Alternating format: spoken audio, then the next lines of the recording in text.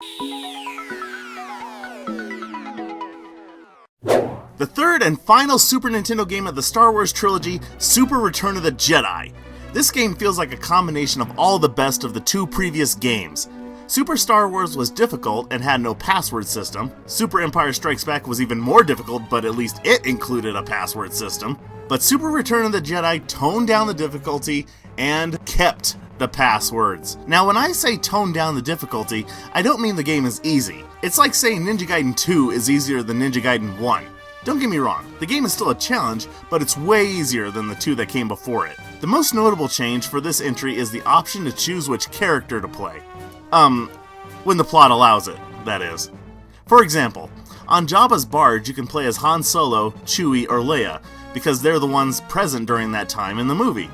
Well, Luke is there too, but, well, there's only 3 spots, so, eh.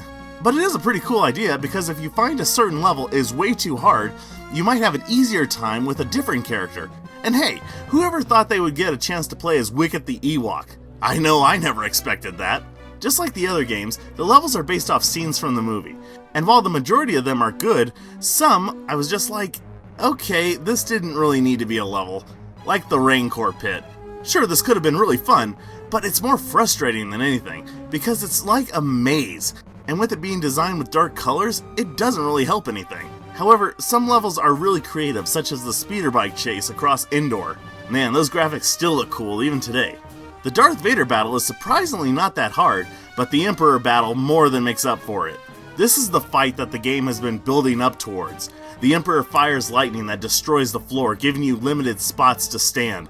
On top of that, your lightsaber does the exact same thing, so you really have to be careful.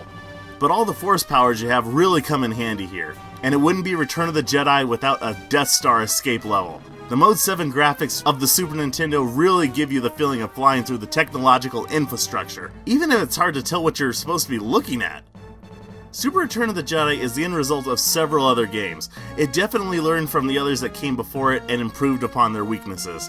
Out of all the Super Nintendo Star Wars games, this one is by far my favorite, and I strongly recommend giving it a play.